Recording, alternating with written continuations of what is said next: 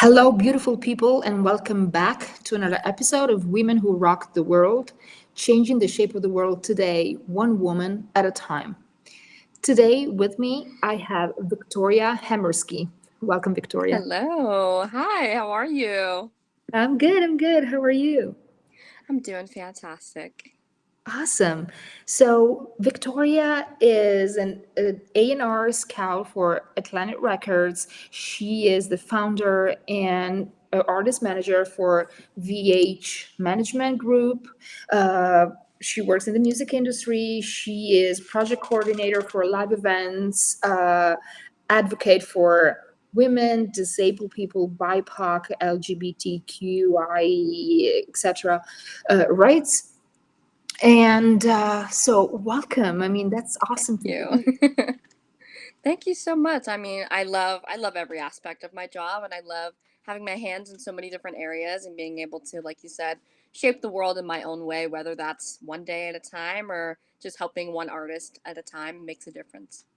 Yeah, you're super young. How did you start? I mean, Yeah. what happened? At some point that made Yeah. you, choose this path? Absolutely. I started really young. I started working like in the management adjacent area when I was like 15, 16 years old. I grew up as a fangirl, still am, always will be. Definitely am the biggest like One Direction fan you'll meet. They were that was my band. Loved them and I grew up in a very musical household. My mom's older than my dad, so I had the musical theater from my mom's side and like the Beatles and I had, Luther Vandross and I had, Ella Fitzgerald and everything like that on that side, Barbara Streisand, the whole lot. And then my dad, he raised me on like Rock Band and Guitar Hero. That was like our bonding thing. So I got all the best music from my dad too. Green Day, Blink 182, Red Hot Chili Peppers, so many other artists. It'll take me forever to sit here and name because I love all types of music and I've never been shied away from any type of genre. I can literally go from listening to Green Day and then skip the next song is Barbara Streisand. So I've got a little bit of a level to that, but yeah, I really was just very immersed in the arts at a very young age, and I'm born and raised in South Philadelphia, and anyone that lives in a major city that actually like lives there, the people that are like, oh, I live in New York, but they live in like a suburb, like a gated community type situation. I actually lived in a major city, and growing up as a kid, there's not really much to do. A lot of kids just, ran around and got in trouble and did, kid things, but that was never attractive to me. I never really wanted to go hang out and party at like 13, 14, 15 years old. I wasn't interested. I was more focused in school and having a career. And I was in theater and I did competition dancing and I was on a television show as a kid. I was even on Disney Channel. I did commercials for Disney, which was super fun. And being a theater kid is also a huge part of who I am. And that definitely like shaped who I am in the music industry because music and theater are very much adjacent to each other. And, a lot of the artists that I meet and work with, they were grew up theater kids. So that was me. And, me going to concerts was, my choice of how to stay out of trouble. So it's like all my friends were going out again, like drinking and partying. I was like 13 years old camping outside of a venue to get barricade for a show. That was my like level of dangerous child activity. And I'm Sounds really, familiar. yeah, I'm really thankful like for my parents like giving me the opportunity to not only have art be a very big part of my life and also advocating for me and my friends and other people to have access to art as well. When I was in elementary school, my mom was a part of our home and school department, which helps run public school programs with the help of parents and guardians. And, our mayor at the time took music and arts out of our public schools. And I saw my friends, no longer have that. That was crazy. And my mom really took an initiative to try to help get us a music and art teacher at least once a month. So they raised money and we were able to get an art and music teacher back in our school. And I know the privilege in my situation being able to have access to that compared to like kids who go to a school 10 miles down the road, they don't have that. So I'm just very lucky that I had art be a huge part of my life and it definitely swayed me to be in music. And I've always had, this overarching goal of wanting to help people. And I found a way to help people through art, and that was through artist management, being able to be an advocate for artists, especially, young artists and up and coming artists and, artists that are minorities as well. And I mean, for myself, like I'm disabled and not a lot of people know that. Like having a hidden disability really isn't, It's not a good thing, it's not a bad thing, but it's definitely made me who I am for sure. And it's made me want to work even harder to get where I am in my career. So yeah, I started super young and just started helping artists locally here in Philly, helping them get on like radio and tours and do a bunch of stuff on the East Coast, which was super fun. And I started my management company the day after I graduated high school, and I went to school for music business at UArts here in Philly. May our school rest in peace, which is crazy. Our school ended up closing last year, and I Oh actually had a job no. offer to teach artist management. I would have probably been the youngest professor, which was like sickening to think about. I was so geeked about it. But, that opportunity will come again later in my life, I'm sure. But, that also, going to that school and being in such an immersive art community locally really shaped me as a manager because I was taking classes, 2 days a week. The rest of the week, I was working shows, I was traveling, I did a tour while in college. I ended up graduating early from college as well with honors, and I ended up literally leaving in December of 2022, and I hopped on a tour and I came back about 5 days before graduation. So I mean, it's been a whirlwind for sure, and I mean, just super lucky that being young gave me a lot of advantages rather than disadvantages. So yeah, that's how I started, just a little bit. Yeah. And I mean, how is it for you, like being on the road, like from artist to artist manager? Many people in the music industry, there's like a common denominator for like all of them. How do you feel on the road? But how is it for you? It's a question that I ask a lot because it's very personal sometimes. Of course. For me, I love it. I love traveling. I feel like the best way to describe it, like even to my artists that I work with, because like obviously, in the music industry, artist management is not a career that you make money from the jump. It's more of a long-term, job unless you're working in like a management corporate situation, which I'm not too, inclined to join anytime soon. I definitely want to learn on my own for a while before making that decision. But at the end of the day, I would say about 80% of managers, at least that I'm friends with and know, they all have other jobs. They all are touring, or they're doing A&R, or they're doing something else in the music industry in conjunction with their artist management stuff, because that's the long-term goal, is to work with that artist or that, group of artists forever, or for a couple years, or whatever the case may be, or even project by project basis. But you have to supplement your income some way, because some artists, they pay their managers monthly. Some artists pay, you know, a lump sum at the end of the year, or whatever the case may be. Every artist and manager, their situation's different. So for me, it's like I have like 12 other things I do. I have so many other jobs that are all correlate back to the same thing, and that's artists and keeping artists safe. And that's definitely like my number one priority. For me, being disabled, working concerts and traveling and touring, honestly, it keeps me a little bit more motivated to try to stay healthy.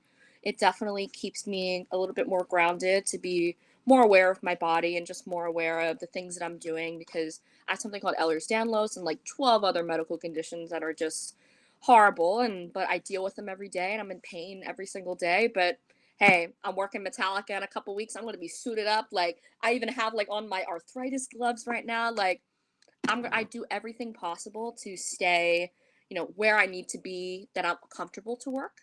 So it's like when I'm traveling with my artist, I try to stay tip top. I have like my biofreeze, and I have all of my like pain management stuff, my braces. Like I've never been ashamed to be disabled and working in music. And I feel very lucky that the artists that I work with, especially like the artists that I manage as well, like when we travel, when we go on tour, whatever the case may be, we're looking out for each other mutually. You know what I mean? Like I'm making sure that they're taking their vitamin C so they're on top. I'm making sure that they have their tea and their steamer, whatever they need. And also, it's coming back on me as well. And they're making sure I have what I need and keeping me safe. And same thing with like working concerts locally. I feel lucky that I have a great network of people that a lot of my friends tour, and like when they stop in Philly or stop in like Jersey, New York, whatever, I'm there helping them out, which is so fun. And it's also, that's another, part of having a little bit more of like an industry privilege from like doing this for a little bit, is that these people are also looking out for me, right? Like they're being like, do you need to take a break? Do you need water? And it's like, sure. Obviously, they're taking care of every local and they're making sure everyone's okay. But having a friend that I'm working with that knows like, what's going on, and knows what I have on in my life, medically, whatever, it just makes it so much more, safe to work, right? Because I know it's like, you know what? If my heart rate's getting a little bit too high, all I have to be like is like, hey, I really need to take a seat. Can I swap out with someone? Never an issue. And I feel very lucky to have that because I know of some other folks that work in like the live side that are also disabled or have like chronic illnesses or whatever the case may be. And a lot of the people they work with are not super accommodating or just, they kind of just brush them off a little bit and be like, oh, I can find somebody else in 5 minutes that can do it with no problem.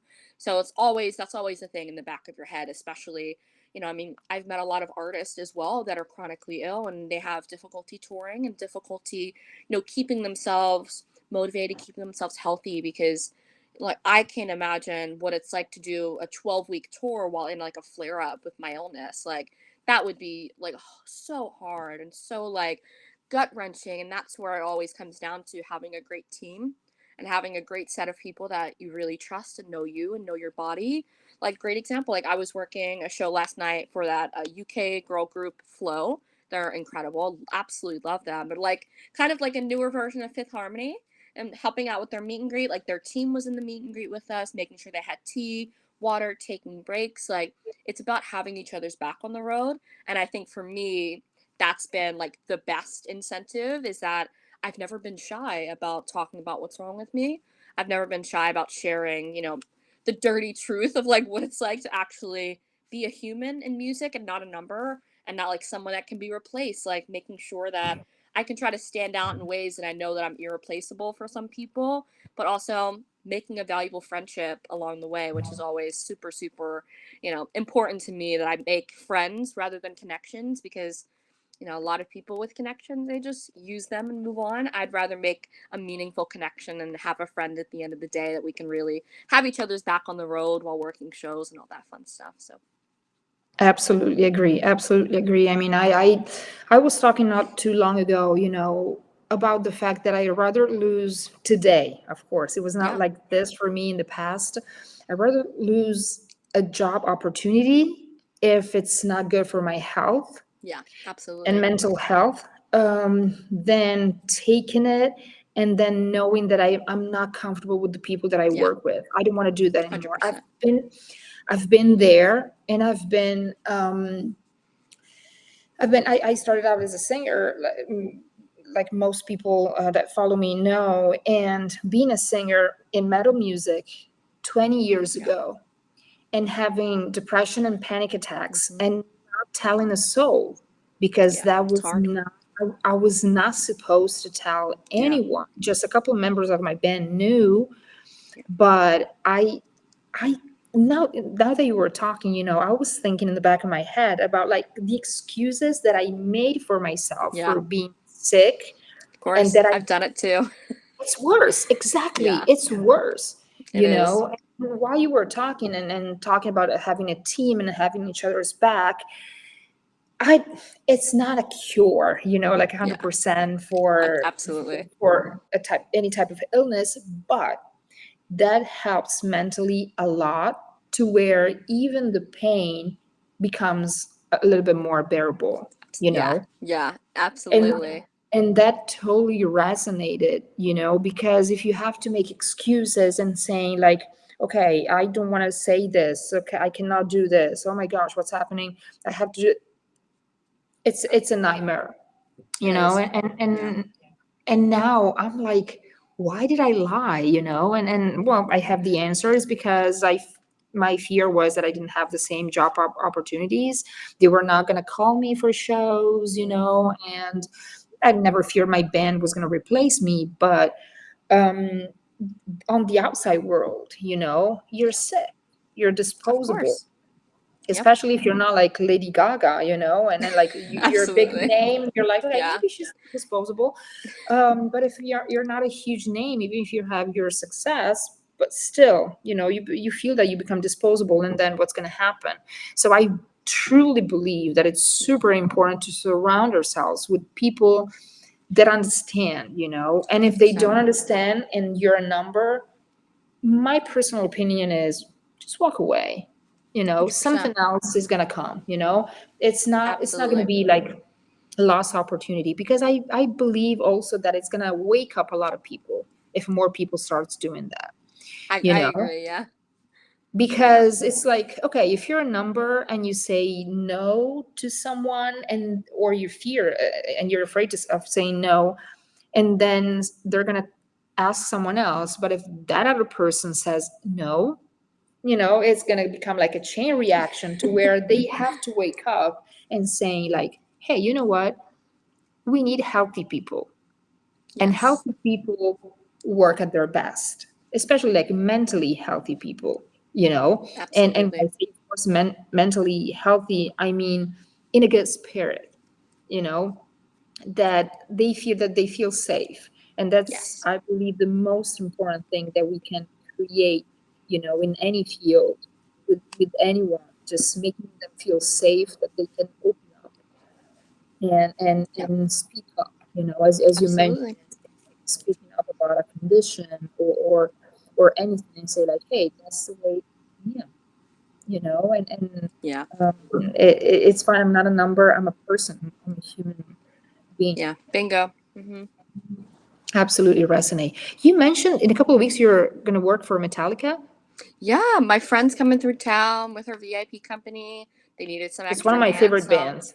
yeah, I'm gonna be working 2 nights with Metallica here in Philly, which is gonna be great. Gonna be working like their VIP program, so that's like personally that's my like favorite thing to do. I do a lot of like production assistant and merchandise work here in Philly too, and also like traveling and stuff. But I love VIP. It's so, and I'll be honest with you, it is very accommodating for me having the conditions that I have. Right, I'm not standing on my feet for 19 hours. I'm not rigging up a show. I'm not lifting lights. I'm not part of our local IATA union for stagehands. Like, sure, could I have had an opportunity to do that? 100%. But at the end of the day, I found something in the live music sector that's accommodating to me without even having to ask for it, basically. Like, we're just putting stuff together. I can sit down. We're checking people in. I can sit down in a meet and greet. I'm not standing in one spot. Like, I'm moving, and it's like I'm not staying idle, and that's something that I need. You know what I mean? Like, I've definitely struggled like with merch gigs in the past. Like, if I'm there for like more than 8 hours on my feet, like my knees can't do it, my back can't do it. It's just ridiculous. Like, obviously, I do it, get the job done, of course, but it's like I'll regret it the next day, and I'll need like Yeah, 2 days yeah, to recover, and just for selling merch, which is crazy. And it's like obviously I have good days rather than bad, but VIP is definitely something that's so important in my life. Like I've worked over 200 shows last year doing VIP, and it's just like an unreal. I love it. I haven't paid for a concert or seeing my favorite artist, and I can't tell you how long. It's just been a very fantastic opportunity to connect with other people that work in live music, and I've met a lot of other like artist managers in the process as well, because again, artist managers are doing other gigs while they're developing a client. So it's been really beneficial for me to find a spot that I'm really welcomed in. I'm good at the job. I'm called on a lot, and also I make my own schedule, which is also really beneficial as well for traveling with my artists and stuff like that. So it's like, for example, one of my artists just booked to play Nashville Pride, which is going to be huge. There's over like 200,000 people coming this year. So we're so excited for this festival. And I already have my schedule for all my shows that I'm going to be working in June. Perfect. Can't work anything this week. I'll be in Nashville. Gotta go. And it's fantastic that I have that opportunity to be able to be flexible, but also get to take opportunities that if I worked a 9 to 5, I wouldn't be able to support my artists in a way that they deserve to be supported. absolutely, absolutely. I mean, being an artist manager, and talking with different artist managers, what's that one thing that you hear most artist manager um, complain about, in a way, Hmm. from the industry? That's a good one. I'll be real with you and say, obviously, I've known, I've met tons of managers in my career since high school, but at the end of the day, the people that I surround myself with, we don't really complain about a lot of things because we chose this path, we chose this job, we love it. Sure, we're gonna bitch and complain about certain little things, but at the end of the day, none of it matters because we're making something happen with an artist, for an artist, being able to help equally both parties. Our dreams are coming true in this situation. And it's really exciting to see. I mean, in my experience, the only thing that I've really complained about in my career, and I've been very vocal about it, is the fact that most managers that are typically men, who are typically white as well, they don't really have a music industry education. And especially, the older generation. And I say this all the time, like a great example is like Elvis's manager, who literally was like a circus clown or something like that. Like this man like randomly found Elvis off the side of the street and was like, yo, I'm gonna take this guy. And I'm like, okay, cool. That's awesome. Good for you, I guess. But, at the end of the day, a woman wouldn't have had been able to do that, right? And it's like there's always a man, and I've encountered it thousands of times. I met somebody and they have an experience with a manager and they're all saying like the same thing. Like, oh, it's just this like older guy and like he knows a guy, right? He knows a guy that can help. Okay, cool, right? Awesome. But what about the people that are actually putting in the work to learn and educate themselves to become better industry professionals to protect those artists? And also, there's a lot of disconnect between, older generation, new generation, and those people in the middle, right? And those people in the middle are kind of stuck where they are. They know everything that happened to them in their career. They don't really advance forward. They don't want to learn the new tips and tricks and what's happening in the industry. I met a couple of people that they've had managers that they've dropped because of the fact that TikTok's coming into play, new social media is coming into play. They have no idea how to help an artist in this new landscape because they chose to either not go to school, they never went to school, or they chose to not take any opportunity to learn more. So that's the only thing I feel like I've ever complained about is that I've seen artists suffer because of that. I've seen artists have to not take an opportunity because, their manager doesn't really know better, or they get put into bad opportunities because instead of hiring a lawyer, your manager that never went to school is going to redline your contract for you. Absolutely not. Sorry. That's just like my biggest pet peeve. I'm like, okay, either get a lawyer, know how to do it yourself, or both. And in my case, both, right? I know how to Oh read this yeah. contract. I know what I don't like about it. I know what I like about it. Going to do some little stars with a little highlighter, like the girly version of a red line, of course. But I'm still going to consult somebody that's even more of a professional Yeah. than I am because I want to keep my artist safe in every sense of the word.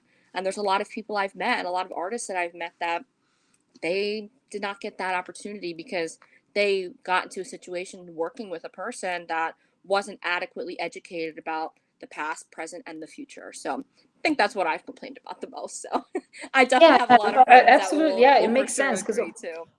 yeah, it does make sense absolutely because it's and especially as you mentioned Yeah. TikTok. I mean, with social media, I hear I don't want to say the majority of managers, but especially the older generation that is like, yeah, social media is important, period. Yeah. And then their social media strategy is to post about a show on Yeah. social media. That's it. Yes, okay, that's it. But there's so much more to it that if you don't know how to do it, hire someone that can do it. Absolutely. Or I mean, also there's so many ways today to learn stuff, even for free, if you Bingo. want. And Exactly. I mean, maybe you don't get like, it's not like a full education, but you can get acquainted with some of the things that Absolutely. go on. And then maybe say, like, you know what, I don't know a whole lot about this. Maybe I should get myself, Yes. and learn more and pay, someone to teach me 100%. this, go back to school. I mean, the music industry, like many other jobs, like most jobs, it's an ongoing process of learning and learning and Yes. learning, especially with social media because stuff changes. I mean, it's Absolutely. hard for anyone to keep up. But if you want to be in this industry and protect your artists, you have to do it, you know. Correct. Yeah. And also even for yourself, because Yeah. sometimes you can have the best intentions for your artist, but then because you don't know something, you Yes. get screwed. Yeah, it's a setback for sure. And I mean, I think there's kind of like a disconnect because to become an artist manager, do you need a college degree? Not necessarily. No, right? There's not many degrees that are like artist management specific. Most of them are just like generalized music business degrees, and you can focus on like business side or like tech or whatever the case may be. The school I went to, our program was music business, entrepreneurship, and technology. We Mhm. learned everything. I'm literally sitting in a class, an artist management class. I'm the only person in this class that was a manager or wanted to be a manager. All the Mhm. rest of the kids in the class were like producers, engineers, artists. They knew that was their thing, right? And I knew what my thing was. And at the end of the day, I chose to go to school, right? Did I need to go to school to become a manager? No, there's so many free books, documents, resources. Even Berklee College of Music, they have like a free like course online, like a music business course, and they update it very frequently. And there's so many things online for free that you can learn about the music business. So many like blogs, articles, like Billboard's fantastic about keeping up with the latest trends and what's happening in the music industry. So you don't need a degree technically, right? But if you want to be the best at that job, it is important to get the most, vast education you can, whether that's in school, connecting with people, internships, taking jobs. Like, I mean, I had 9 internships in college. I was an actual psycho. I wanted to learn everything. I literally wanted to learn absolutely everything. And I feel like, for some people, they didn't have the initiative to want to, take a step, an extra step, right? To be like very set in their career. I did, right? I wanted to be like the most like advanced that I could in my field. I wanted to know everything that I possibly could. And it's like, here's the thing. Do I know everything about the music industry? No. Does anyone? No. Things change every second, every minute, every hour, every day. That's why it's so important to always be learning, be meeting new people, be reading, be looking up things. It's all so important. And I mean, I find myself like, I have this big thing about music industry education. I'm starting this like thing with the school district of Philadelphia to try to help, spread awareness about careers in the music industry. So I built like a Google Classroom and everything. I have like over 100 books, music industry books, that I got in college. Every single one of them I got for free on like a free like website that you get like PDFs of books. I literally took advantage of that opportunity and got as many as I could, and I share them with everyone. Like you can literally text like half of the people that follow me on Instagram, like especially if they're artists. Oh yeah, Tori has sent me documents, books, and everything. Like I even like my artist management class that I was going to teach. I had a bunch of stuff made. I had like syllabuses and spreadsheets and slideshow. I had so much ready to go for these kids, but now I don't want it to go to waste, so I share it with other people. And every single person is so thankful and so grateful that I sent this to them, because guess what? That's one less thing that they have to do to take an initiative to help further their career, because they can sit back and become as educated as the people that they're connecting with. And that's important. And for me as a manager, I say all the time, I want my artists to be equally as educated about the music industry as I am, because I might not be in the room every day, right? I might not Yeah. be, I might not be available. I'm always available. But if there's a chance that I'm not for some reason, right? Yeah, yeah, you're I just one always want to make, person. yeah, of course. Like, I just want to make sure that they always are up to date of what's happening on their career, what I'm doing, what they're doing, just so that they're safe, right? Like, I even taught an artist, like, we went through a contract together, and I was like, this is good, this is good, this is not. And then they asked questions about it. And I'm so happy to give, like, a breakdown, because they should know how to do these things as well. I've met so many artists that have been, like, signed to managers or labels super young, and they've never, ever done anything for themselves, right? So it's like, sure, I've done everything for a lot of artists that I've worked with, especially like artists that are young and just starting out or whatever. But I also made a point to talk to them, right? To talk to them about what's happening, being like, oh, I heard so and so, got dropped from a label. Do you have any questions about that? Because I'd love to, like, share insight about this or whatever. Or like, not, there's no way to prevent something like that, unfortunately, but there's ways that you can prepare yourself that, God forbid, if that did happen to you, how would we manage that? How would we do that? How would we move forward?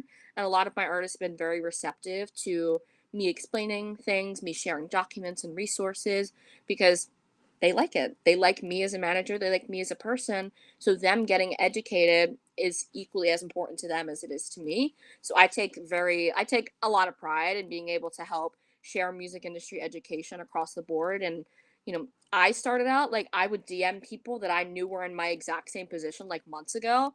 They would leave me on red or never reply, and I'm like, oh well, I'll find somebody else to connect with. No biggie. And then I start doing something, and then I get a message from them, and I'm like, you only want to talk to me because something's happening, right? But when I was like 16 and DM'd you, I never heard back.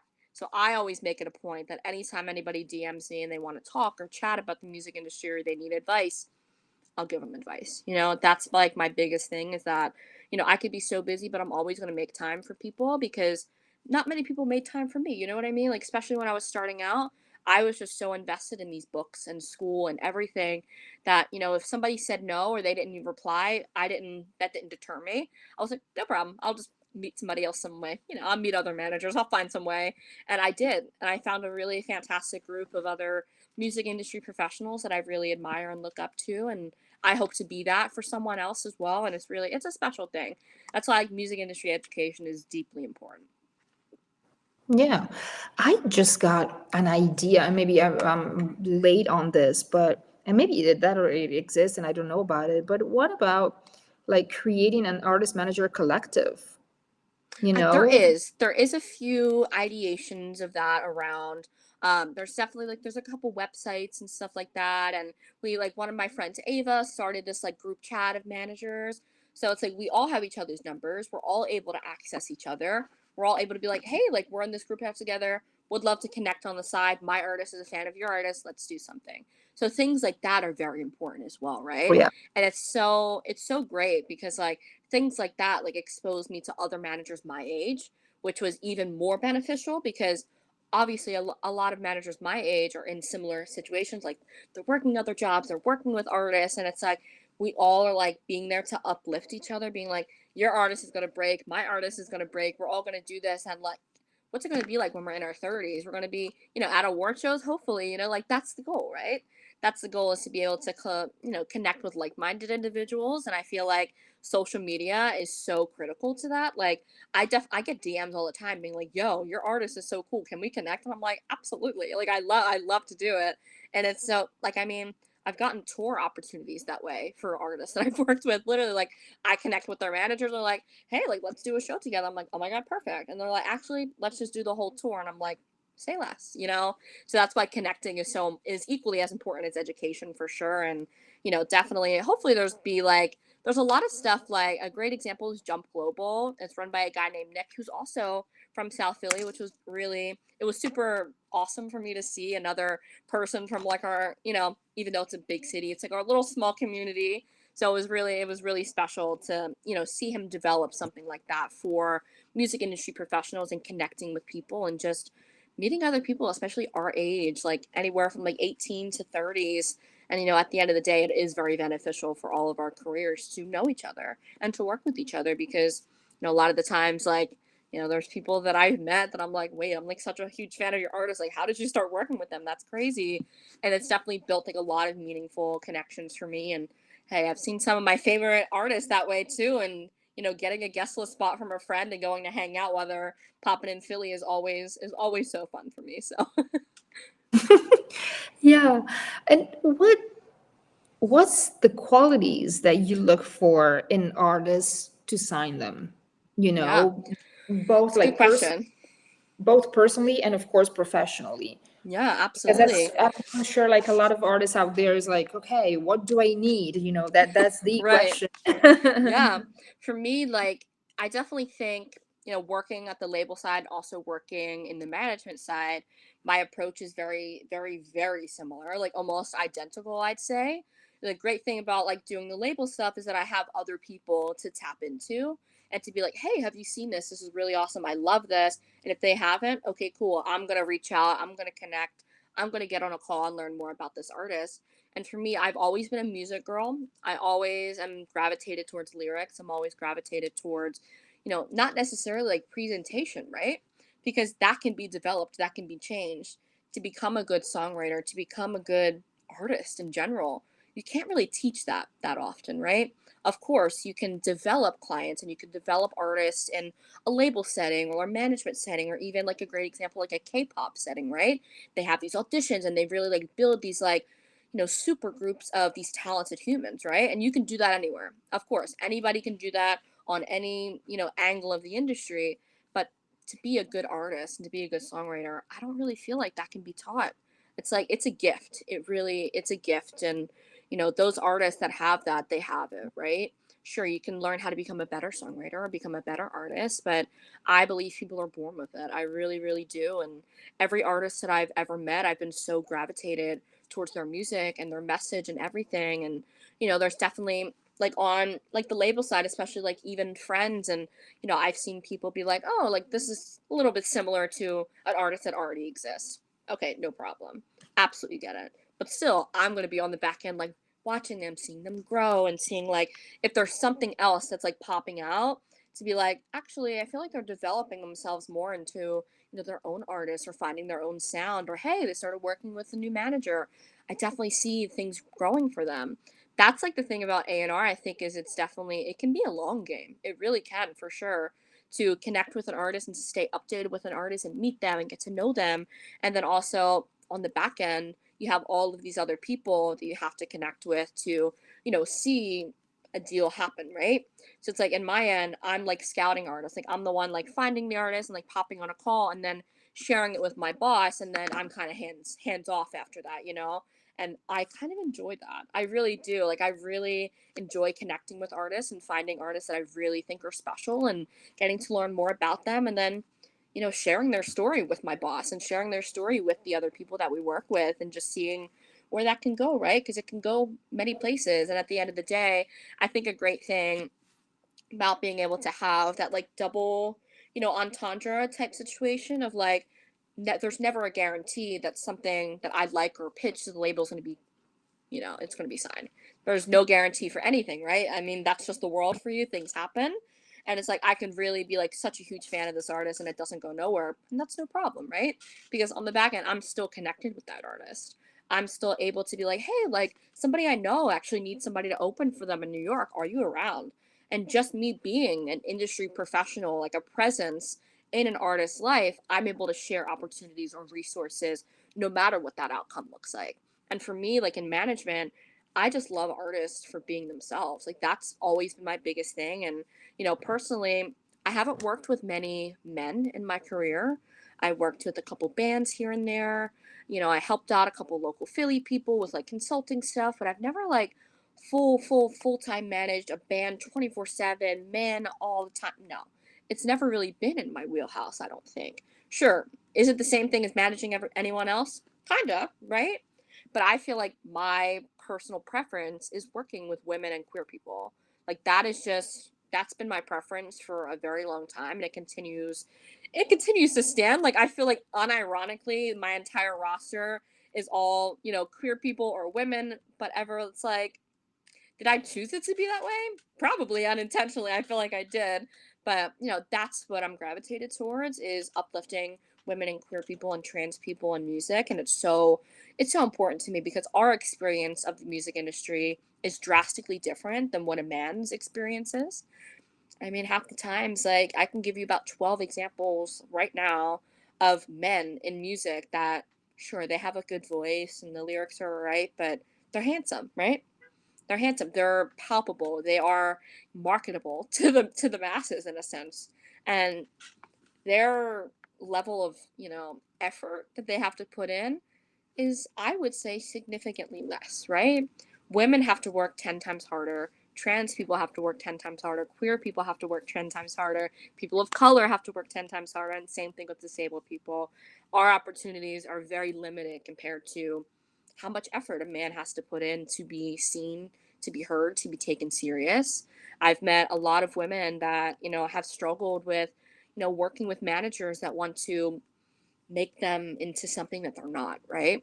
And they've struggled with that for years and years and years. And I mean, for me as a manager, that's something I would never do. I would never pluck an artist out of wherever they are and try to shape and mold them into something that I see that they're clearly not, right? Just because, like, oh, the industry will love it, or oh, it's marketable. I don't enjoy that, right? That's not something I would want Yeah, to but do, also I you know? think that becomes staged and it's Yeah, not believable. Anyone correct. Yeah, trying to be someone else or something else, you can yeah. keep the act for, I mean, how long, and Of then that's course, of gonna come out, course. especially, today, Yeah, even with social media, even with, you cannot be someone that you're not. People are gonna find out absolutely. about it, if you're Yeah, not real. So so true. I mean, you Yeah, can try and maybe it's going to last like a couple months, and then any artist gives up. Yeah. But you mentioned you go on calls with artists, and like preliminary calls. And what's a red flag, that for you is like personally or as a character, behavior, this artist, doesn't matter how great their song is, I don't want to work with them, and the industry doesn't want to work with them. What's like Yeah. kind of like red flag for you? Personally, I haven't dealt with any like red flag situations, which has been great. I mean, the only thing that sticks out to me again is like an artist trying to personify somebody that already exists, right? There are another like there's like 13 Shawn Mendes's in the music industry. Shawn Mendes, that's my guy. Been a fan since MadCon. Saw him go from this like, pipsqueak tiny little voice on Vine and to see him become this huge global pop star, right? He did it in a way that was authentic to himself, and he took time away from music to become more authentic to himself, and his music has just gotten better over the years, if I do say so myself. I've met some people that have been like, oh, I didn't like his record, and I'm like, I love that, all right, whatever, that's fine. But I think a lot of people look at people that have success on the internet and they want to replicate that in a way. Like you're obviously going to remember, like, obviously when Justin Bieber started coming up, you had a lot of other people trying to, they were going neck and neck with Justin Bieber. It was like Cody Simpson and Austin Mahone and Justin Bieber were all like, they were trying to get that spot as like the male young pop star. Obviously, they all three of them were successful in their own right, of course, but is anybody going to top Justin, right? That's not possible. In my opinion, I don't think that that's possible because he is his own unique being that cannot be replicated. And I feel like a lot of labels and a lot of managers, they try to replicate artists to become something that already exists, that they know is marketable, that they know is successful. But then a lot of artists, they fall back and they kind of rebel against it a little bit. Like I've definitely had a lot of experiences with friends of mine and like their artists like try different genres and try to fit what finds them the best. And guess what? That sometimes works better because you are building a fan base for yourself, not for this persona that you've made. People are liking you for you. They love your music and your message and your appearance, social media, whatever. That's what they're flocking to. If you're like a rock singer and you transfer to start making indie folk music, I reckon that a good amount of your audience is going to follow you to that new genre because they like you for you. And I think that's a very important, you know, trait to have, I guess, is right. Is like to be somebody that can't be replicated is so deeply important because you want to be the only version of you.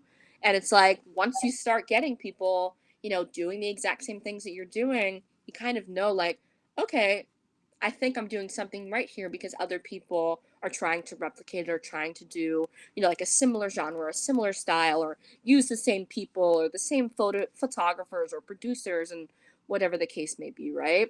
But you're one of one, and that's the most important thing that I can ever tell an artist is that you have to be authentically yourself all of the time, no matter how many times you change yourself.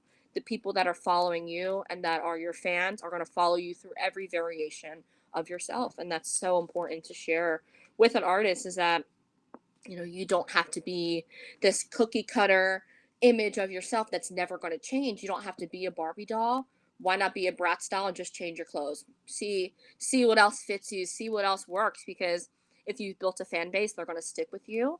And if they don't stick with you, it's okay, because guess what, you're continuing to evolve and you're going to make new fans along the way. And I think that's the most important like message I can give an artist. And I feel like, again, I wouldn't even say that it's a red flag. I would say it's more that it's an admiration of something that someone else is doing. And I think being an artist, it is important to admire other artists and to have, those people that you're very deeply influenced by, that fans of that artist could listen to your music and be like, I hear the influence, but it's not the same. And that's where, that's that important line to have. Yeah, absolutely. Totally. Totally. Well, I mean, thanks so much. I mean, You're so anytime. yeah, you gave us a lot of inspiration, a lot of valuable, Thank you. insights and tips for like both artist manager and artists. Yeah. And really, thanks so much. I'm so grateful that you Thank you so accepted. much. my invitation. I was so happy to be here. Thank you so much. And so, everyone, I'm going to put Victoria's links down below for those following us on YouTube. And so you can follow her, reach out to her, and connect. And thanks again. Thank And you. yeah, I'll see you around. Yes, absolutely. Thanks. Bye, everyone.